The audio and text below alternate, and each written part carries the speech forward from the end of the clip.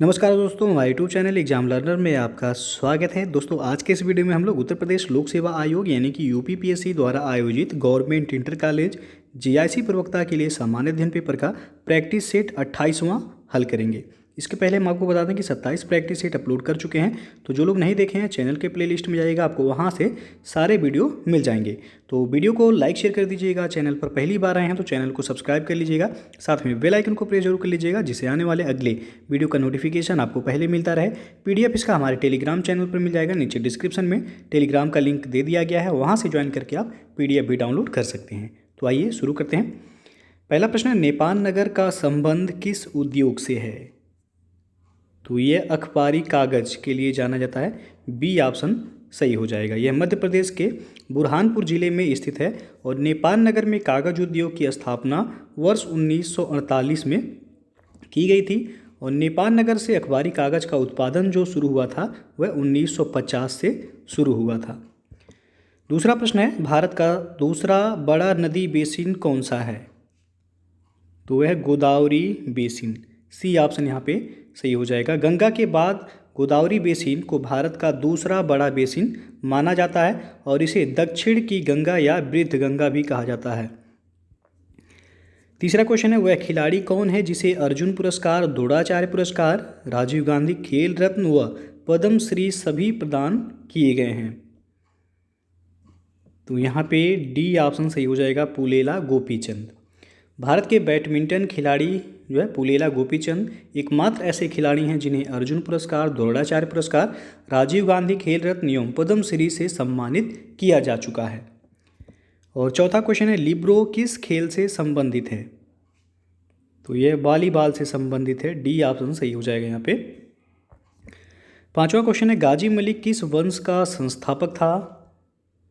तो वह था तुगलक वंश। ए विकल्प सही हो जाएगा, गयासुद्दीन तुगलक या गाजी मलिक। ये 1320 से लेकर के 1325 ईस्वी तक इसका शासनकाल जो रहा, ये जो है दीपालपुर का सूबेदार था, जिसने 5 सितंबर 1320 को अंतिम खिलजी वंश खुसराव शाह को पराजित करके तुगलक वंश की स्थापना की थी। तो इनका नाम जो है याद रखिएगा, गाजी मलिक भी है और गयासुद्दीन तुगलक भी बोला जाता है।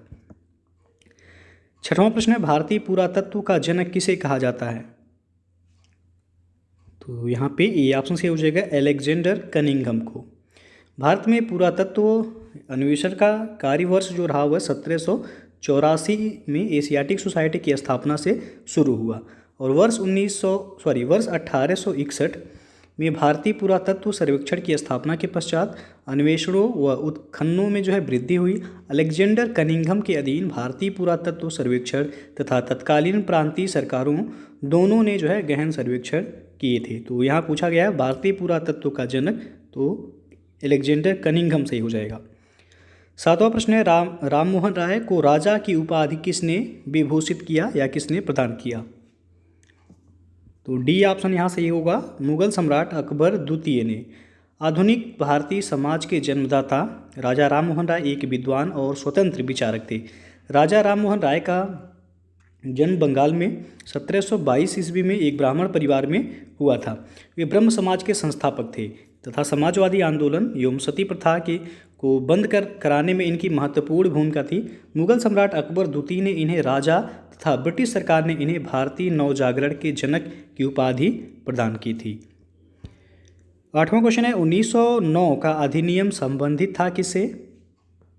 तो यह पृथक मताधिकार क्षेत्र के लागू करने से। 1909 की एक्ट को मिंटो मार्ले सुधार या मार्ले मिंटो सुधार के नाम से भी जाना जाता है, क्योंकि इसके पीछे इन्हीं दो पदाधिकारियों का योगदान था। मिंटो वे तत्कालीन गवर्नर जनरल थे और जॉन मार्ले ये इंडिया के सेक्रेटरी ऑफ स्टेट थे। इस एक्ट के तहत कुछ पंजीकृत निकायों तथा संस्थानों को अपना सदस्य मनोनीत करने का अधिकार था और इस एक्ट के तहत दिए गए निर्देशों के मुताबिक जो है निर्वाचित कुछ लोगों को प्रतिनिधित्व का अधिकार दिया गया था और इसमें जो है मुस्लिमों, जमींदारों, चैम्बर ऑफ कॉमर्स तथा विश्वविद्यालय चुनने का अधिकार दिया गया। इससे पीछे तर्क यह दिया गया कि जहां विभिन्न समुदाय तथा प्रतिरोधी विचार हों वहां उचित प्रतिनिधित्व असंभव है। इन्हीं कारणों से मुस्लिमों के लिए जो है पृथक निर्वाचन क्षेत्र की व्यवस्था की गई थी 1909 में। नौवां प्रश्न है, भारत में नियमित एवं वैज्ञानिक ढंग से जनगणना किस वर्ष से प्रारंभ हुई? तो यह 1881 ईस्वी। सी ऑप्शन सही हो जाएगा। भारत में प्रथम जनगणना जो हुआ था वह 1872 ईस्वी में लॉर्ड मेयो के समय में की गई थी, किंतु नियमित एवं वैज्ञानिक ढंग से प्रथम जनगणना वह लॉर्ड रिपन के काल में 1881 से शुरू हुई थी। तो यहाँ पे आपका सी ऑप्शन सही हो जाएगा। नियमित जनगणना पूछा गया है 1881। 10वां प्रश्न है, जल प्रदूषण निवारण तथा नियंत्रण अधिनियम किस वर्ष लागू किया गया? तो यहाँ पे बी ऑप्शन से हो जाएगा 1974 ईस्वी में। भारत के केंद्रीय प्रदूषण नियंत्रण बोर्ड का गठन एक सर्वाधिक संगठन के रूप में, जिसे जल प्रदूषण निवारण एवं नियंत्रण अधिनियम कहा जाता है, 1974 के अंतर्गत सितंबर 1974 में किया गया था। अगला क्वेश्चन है, अफीम का वानस्पतिक नाम क्या है? तो यह है पेपेवर सोमनीफेरम। बी ऑप्शन यहाँ पे सही हो जाएगा। अफीम में करीब जो है 12% तक मार्फिन पाई जाती है, जिसको जो है शुद्धिकरण या प्रसंस्कृत करके हेरोइन नामक मादक द्रव्य जो है वह तैयार किया जाता है। अगला क्वेश्चन है, मानवों में गुर्दे निम्नलिखित में से किस प्रणाली के अंग हैं? तो यह एक्सक्रीशन। सी विकल्प यहाँ पे सही हो जाएगा। और गुर्दा जो है शरीर में खून का शुद्धिकरण, पानी, अम्ल और क्षार का संतुलन, रक्तचाप, रक्तकणों और कैल्शियम पर नियंत्रण का कार्य करता है। और यह शरीर में नई लाल रक्त कोशिकाओं को जो है बनाने में हार्मोन को भी नियंत्रित करता है। 13वां क्वेश्चन है, हास्य गैस है कौन सी? तो नाइट्रस ऑक्साइड। बी विकल्प सही हो जाएगा यहाँ पे। 14वां क्वेश्चन है, 12वीं पंचवर्षीय योजना की अवधि यानी कि कार्यकाल पूछा गया है। तो बी ऑप्शन यहाँ से हो जाएगा 2012 से लेकर के 2017 के बीच। 15वां क्वेश्चन है, इंडिया विजन 2020 किसके द्वारा तैयार किया गया है? तो यह एसपी गुप्ता समिति के द्वारा तैयार किया गया है।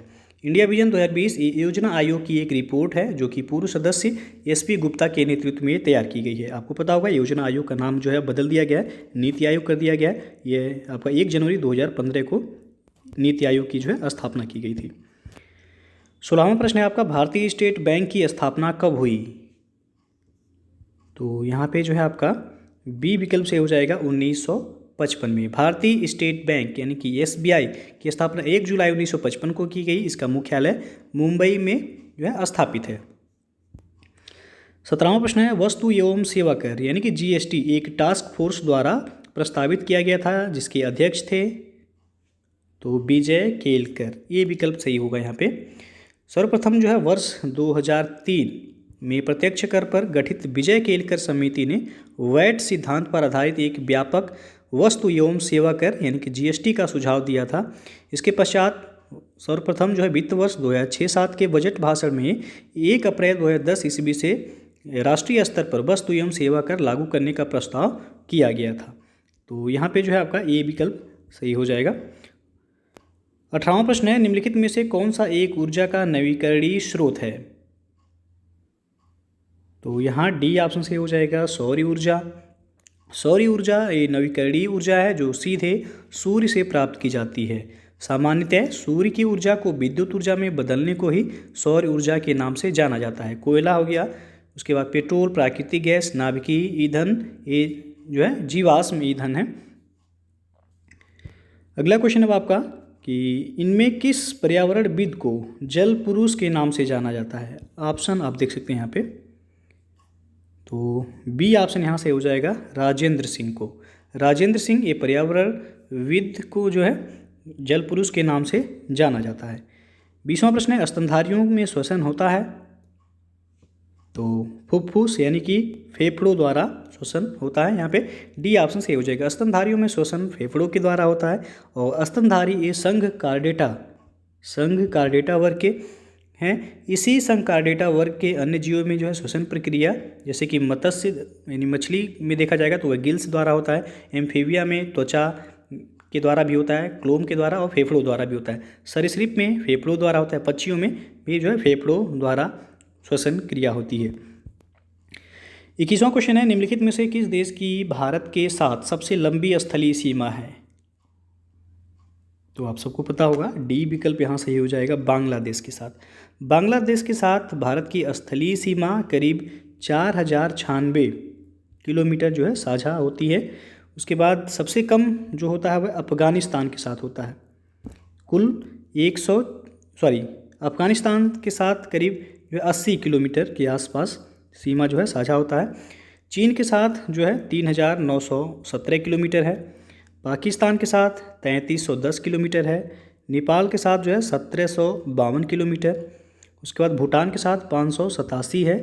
और भूटान के बाद म्यांमार से भी सीमा साझा होता है भारत का, जो कि 1458 किलोमीटर साझा होता है। तो सबसे ज़्यादा यहाँ पूछा गया है सीमा किसके साथ साझा होता है, तो बांग्लादेश के साथ सबसे कम पूछा जाता तो अफ़गानिस्तान हो जाता। अगला क्वेश्चन है शेरशाह का मकबरा कहाँ है, तो यहाँ पे ये ऑप्शन से हो जाएगा सासाराम में। शेरशाह का मकबरा बिहार के सासाराम में स्थित है और इस मकबरे को भारतीय अफगान वास्तुशिल्प के भव्य नमूनों में से एक माना जाता है। तो यहाँ पे ए ऑप्शन सही हो जाएगा। अगला क्वेश्चन देखते हैं अब, भारत का सबसे बड़ा व्यापारिक बैंक कौन सा है, तो यह है स्टेट बैंक ऑफ इंडिया यानी कि SBI। 24वां क्वेश्चन है, ओजोन परत को सर्वाधिक नुकसान पहुँचाने वाले प्रदूषक हैं, तो यहाँ डी ऑप्शन से हो जाएगा क्लोरोफ्लोरोकार्बन, जिन्हें CFC कहा जाता है। CFC का उत्पादन एयर कंडीशनर, रेफ्रिजरेटर इन सब के द्वारा होता है और यह सर्वाधिक जो है नुकसान पहुंचाते हैं ओजोन परत को। और प्रश्न पूछा जाता है ओजोन परत जो है किस मंडल में पाया जाता है, तो याद रखिएगा ओजोन परत समताप मंडल में पाया जाता है। समताप मंडल को अंग्रेजी में कहते हैं स्ट्रेटोस्फियर। और ओजोन परत संरक्षण दिवस कब मनाया जाता है, ओजोन दिवस, तो 16 सितंबर को यह मनाया जाता है। अगला प्रश्न है, समान वर्षा वाले क्षेत्र को जोड़ने वाली रेखा कही जाती है, तो यहाँ बी ऑप्शन से हो जाएगा आइसोहाइट कहलाता है। आइसोहाइट ये समान वर्षा वाले क्षेत्रों या स्थानों को जोड़ने वाली रेखा जो है आइसोहाइट कहलाती है। आइसोबार ऑप्शन में आप देख सकते हैं यहाँ पे, आइसोबार समान दाब वाले रेखा को कहते हैं। आइसोथर्म समान ताप वाले रेखा को कहते हैं। और आइसोहेलाइन ये समुद्री सतह की समान खारेपन की मात्रा को व्यक्त करने वाली परत या सतह को आइसोहेलाइन कहा जाता है। 26वां प्रश्न है, 5वीं पंचवर्षीय योजना का मूल उद्देश्य था, तो गरीबी हटाओ, ये ऑप्शन जो है सही हो जाएगा यहाँ पे। 27वां प्रश्न है, भारत के किस राज्य की सीमा नेपाल, भूटान और चीन 3 देशों से मिलती है, तो ऑप्शन में आप देखेंगे यहाँ तो डी ऑप्शन से हो जाएगा। सिक्किम की सीमा यदि देखा जाए पश्चिम की तरफ तो नेपाल से टच होता है, फिर उत्तर में तिब्बत और चीन से सिक्किम की सीमा लगता है, और पूर्व में देखा जाए तो भूटान से सिक्किम की सीमा लगती है। तो यहाँ पे जो है पूछा गया है कि भारत के किस राज्य की सीमा नेपाल, भूटान और चीन तीनों देशों से मिलती है, तो सिक्किम का। अरुणाचल प्रदेश सीमा जो साझा करता है ये भूटान के साथ सीमा साझा करता है, चीन के साथ और म्यांमार के साथ, 3 देशों के साथ। मेघालय या आपका बांग्लादेश के साथ जो है सीमा साझा करता है। फिर है पश्चिम बंगाल, पश्चिम बंगाल नेपाल के साथ भी सीमा साझा करता है। उसके बाद बांग्लादेश के साथ भी सीमा ये साझा करता है और भूटान के साथ भी सीमा साझा करता है। तो यहाँ पे जो है आपका डी ऑप्शन सही होगा। 28वां प्रश्न है, किसने खोज की कि पेड़ पौधों में जीवन है, तो यहाँ पे बी ऑप्शन से हो जाएगा JC बोस ने। जगदीश चंद्र बोस या जगदीश चंद्र बसु भी कहा जाता है इनको, तो इन्होंने जो है खोज की थी कि पेड़ पौधों में जीवन है। और इन्हें जो है रेडियो विज्ञान का पिता तथा क्रेस्कोग्राफ का आविष्कारक भी कहा जाता है एवं गॉड पार्टिकल या फिर बोसांस पार्टिकल की खोज में इनका योगदान भी है। इन्होंने जो वनस्पति विज्ञान में कई महत्वपूर्ण खोजें की एवं अपने अनुसंधान में पाया कि पौधों में उत्तेजना का संचार वैद्युत यानी कि इलेक्ट्रिक माध्यम से होता है, न कि केमिकल के माध्यम से। और उन्होंने जो है अलग अलग परिस्थितियों में सेल मेम्ब्रेन पोटेंशियल के बदलाव का विश्लेषण किया तथा वे इस नतीजे पर पहुँचे कि पौधे संवेदनशील होते हैं, वे दर्द महसूस कर सकते हैं, स्नेह अनुभव कर सकते हैं, ये सभी। और इस प्रकार जो है यहाँ पे JC बोस ने पेड़ पौधों में जीवन होने की खोज की थी, तो बी ऑप्शन सही हो जाएगा। 29वां प्रश्न देखते हैं कि राष्ट्रीय खेल दिवस निम्नलिखित में से किस दिन मनाया जाता है, तो आप सबको पता होगा यहाँ पे ए ऑप्शन सही हो जाएगा 29 अगस्त को। भारत को जो है 3 ओलंपिक्स, एक 1928, 1932 और 1936 की खेलों में हॉकी टीम को स्वर्ण पदक दिलाने वाले जो है विश्व पटल पर हॉकी के जादूगर के नाम से प्रसिद्ध हैं ये मेजर ध्यानचंद। इन्हीं के जन्म दिवस पर जो है प्रत्येक वर्ष 29 अगस्त को राष्ट्रीय खेल दिवस के रूप में मनाया जाता है। 30वां क्वेश्चन है, भूकंप की तीव्रता किससे मापी जाती है? तो यह मापा जाता है सिस्मोग्राफ से। डी विकल्प सही हो जाएगा यहाँ पे। भूकंप की तीव्रता को भूकंप मापी या सिस्मोग्राफ कह सकते हैं। इसे ही जो है सिस्मोमीटर भी कहते हैं। वास्तव में इसके द्वारा भूकंपी तरंगों को रिकॉर्ड या पहचाना जाता है और भूकंपी तरंगों द्वारा पृथ्वी की आंतरिक ऊर्जा का बाह्य निरूपण जो है वह होता है। तो डी ऑप्शन यहाँ सही हो जाएगा आपका। 31वां क्वेश्चन है, निम्नलिखित युग्मों में से किसमें वही संबंध है जो ऑस्ट्रेलिया का संबंध महाद्वीप से है? तो यहाँ पे आप देख सकते हैं सी ऑप्शन सही हो जाएगा, विक्रांत का संबंध जहाज से। जिस प्रकार ऑस्ट्रेलिया एक महाद्वीप है उसी प्रकार विक्रांत सेना में शामिल एक जहाज है। 32वां क्वेश्चन है, प्रश्नवाचक चिन्ह के स्थान पर निम्नलिखित में से कौन आएगा? तो C D H I M N, आगे क्या होगा एक क्रम आपको जो है बताना है। तो सी के बाद जो है यहाँ आप देख सकते हैं एच, तो सी के बाद एच यदि आप देखेंगे तो 5 आएगा यहाँ पे। एच के बाद एम है, यहाँ भी जो है 5 डिफरेंस हो रहा है। एम के बाद जो है 5 डिफरेंस आप करें, यानी कि आगे करेंगे तो एम में 5 आप जोड़ दीजिए, N O P Q R, तो आगे क्या होगा आर होगा। इस तरह डी के बाद आई है तो डी प्लस 5 जो है आई होता है। फिर आई में आप 5 जोड़ेंगे एन हो जाएगा, एन में आपको फिर 5 ऐड कर देना है तो O P Q R S, तो आर एस, यानी कि आंसर जो सही होगा आपका डी ऑप्शन यहाँ सही हो जाएगा। 33वां क्वेश्चन है, यदि 1 अक्टूबर को सोमवार पड़ता हो तो उस महीने की 20 तारीख के 3 दिन बाद कौन सा वार या दिन पड़ेगा? तो 20 तारीख के 3 दिन बाद यानी कि 23 तारीख होगी। चूँकि 1 अक्टूबर को सोमवार है इसलिए जो है फिर 8 को भी सोमवार होगा, 15 को भी होगा और 22 अक्टूबर को भी क्या होगा सोमवार होगा। तो 23 अक्टूबर को कौन सा दिन होगा? मंगलवार। बी ऑप्शन जो है सही हो जाएगा। 34वां क्वेश्चन है, निम्नलिखित अनुक्रम की पूर्णता हेतु चारों में से सही विकल्प का चयन कीजिए। तो यहाँ पे जो है आपका सबसे पहले आप लास्ट क्रम से जो है देख सकते हैं, तो यहाँ बी होगा, बी के बाद ए होगा, फिर जो है बी होगा, फिर जो है ए होगा, फिर यहाँ बी होगा, फिर ए होगा, फिर बी ए, फिर यहाँ पे ए हो जाएगा, फिर यहाँ पे ए हो जाएगा। तो आप देख सकते हैं कि शुरू के 3 जो हैं वह बी हैं और लास्ट के 3 जो हैं वह ए हैं। तो आंसर जो होगा यहाँ पे आपका बी विकल्प सही हो जाएगा। 35वां प्रश्न है आपका, निम्नलिखित कथन पर विचार कीजिए। कथन है कि मनोरंजन के लिए फिल्में अनिवार्य हैं। निष्कर्ष पहला है फिल्में मनोरंजन का एकमात्र साधन है। दूसरा है लोग फिल्मों में आनंद लेते हैं। तीसरा लोग नाटक नापसंद करते हैं। तो इन निष्कर्षों में से कौन सा निष्कर्ष निकाला जा सकता है? तो यहाँ पे जो है आपका सी विकल्प सही हो जाएगा, केवल 2 यानी कि लोग फिल्मों में आनंद लेते हैं।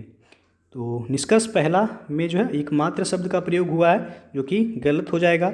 निष्कर्ष तीसरे में लोग नाटक जो है नापसंद करते हैं, ये आपका गलत है क्योंकि कथन में यह नहीं कहा गया है कि लोग नाटक नापसंद करते हैं। तो केवल और केवल आपका जो है दूसरा यानी कि सी ऑप्शन सही हो जाएगा। तो दोस्तों जो है ये था आपका उत्तर प्रदेश लोक सेवा आयोग द्वारा आयोजित होने वाले जीआईसी प्रवक्ता के लिए सामान्य अध्ययन पेपर का प्रैक्टिस सेट 28वां। इसके पहले हम जो हम 27 प्रैक्टिस सेट अपलोड कर चुके हैं। तो जो लोग नहीं देखे हैं चैनल के प्लेलिस्ट में जाएगा, आपको वहाँ से सभी वीडियो मिल जाएंगे। तो वीडियो यदि पसंद आया हो तो लाइक शेयर कर दीजिएगा। चैनल पर पहली बार आए हैं तो चैनल को सब्सक्राइब कर लीजिएगा, साथ में बेल आइकन को प्रेस कर लीजिएगा जिससे आने वाले अगले वीडियो का नोटिफिकेशन आपको पहले मिलता रहे। और पीडीएफ आपको हमारे टेलीग्राम चैनल पर मिल जाएगा, नीचे डिस्क्रिप्शन में आपको लिंक मिल जाएगा, वहाँ से आप चैनल ज्वाइन करके पीडीएफ भी डाउनलोड कर सकते हैं। तो वीडियो को पूरा देखने के लिए बहुत बहुत धन्यवाद। दोस्तों यदि आप यूपीपीएससी और यूपी SSC एग्ज़ाम के प्रिपरेशन करना चाहते हैं तो आप अनअकैडमी लर्निंग प्लेटफॉर्म से जुड़ के अपनी तैयारी को बेहतर तरीके से कर सकते हैं और आप आसानी से एग्ज़ाम को क्रैक कर सकते हैं। अनअकैडमी पर जो है यूपीपीएससी प्रीलिम्स एग्ज़ाम्स के लिए फ्री टेस्ट सीरीज कराया जाता है। ये हर रविवार को दोपहर 1 बजे और शाम को 7 बजे इसका एनालिसिस भी कराया जाता है। टेस्ट आपका बिल्कुल फ्री है, इसे आप लोग ज्वाइन जरूर कीजिएगा। यूपीपीएससी अभ्यास ये आपका सोमवार से शुक्रवार रात 10 बजे जो है अनअकैडमी पर कराया जाता है। ये सभी एग्जाम्स के लिए जो है महत्वपूर्ण है, तो इसे भी आप ज्वाइन कर सकते हैं। अनअकैडमी प्लस सब्सक्रिप्शन लेने पे आपको ये सभी फीचर्स जो है उपलब्ध होंगे। बैच कोर्सेज जो अभी अवेलेबल हैं अनअकैडमी पर, यूपीपीएससी अपर सबऑर्डिनेट फाउंडेशन बैच कोर्स 2022 ये आपका 22 अप्रैल से शुरू हो गया है। जो लोग ज्वाइन करना चाहते हैं आप जुड़ सकते हैं। डिस्क्रिप्शन में आपको लिंक दे दिया गया है। फिर प्रगति 90 days UPPSC RO prelims batch course है, ये आपका 28 अप्रैल से शुरू हुआ है। तो जो लोग आरओ की तैयारी करना चाहते हैं आप इस बैच से जुड़ के जो है तैयारी कर सकते हैं। उसके बाद अनअकैडमी पे जो है UPSI RO lower PCS UPSC PET लेखपाल ये सभी एग्जाम के लिए जो है कोर्सेज अवेलेबल हैं, आप लोग जो है जुड़ सकते हैं। यदि आप अनअकैडमी पे सब्सक्रिप्शन लेना जो है चाहते हैं तो आप हमारा रेफरल कोड यूज कीजिएगा एग्जाम लर्नर, जिससे आपको इंस्टेंट 10% का डिस्काउंट जो है मिल जाएगा। 1 मंथ का सब्सक्रिप्शन आपको 1260 रुपये पे करना है, 3 मंथ का 3150, 6 मंथ का 5040 है। उसके बाद 1 साल का सब्सक्रिप्शन 6300 और 2 साल यानी कि 24 मंथ का सब्सक्रिप्शन आपको 7560 रुपये हमारे रेफरल कोड के साथ जो है पे करना है। तो ये रेफरल कोड आप लोग यूज जरूर कीजिएगा। तो अनअकैडमी पर जो है यदि आप जुड़ना चाहते हैं तो आप प्ले स्टोर से सबसे पहले अनअकैडमी का लर्निंग ऐप इंस्टॉल कर लीजिएगा। उसके बाद आप अपनी तैयारी को जो है बेहतर तरीके से कर सकते हैं।